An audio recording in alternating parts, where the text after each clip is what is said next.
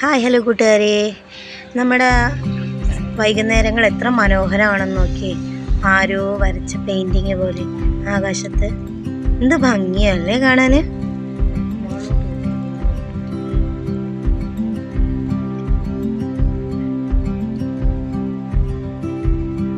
ആകാശത്തെ ആ ഒരു കളർ ചേഞ്ചും ട്രെയിൻ വരുന്നതും എല്ലാം കൂടെ ആയപ്പോൾ വല്ലാത്തൊരു ഫീലിംഗ്. ഈ ഫീലിൻ്റെ ഇടയിൽ ഇരുന്ന് ചായയൊക്കെ കുടിക്കാൻ എന്ത് രസമാണെന്നറിയാം.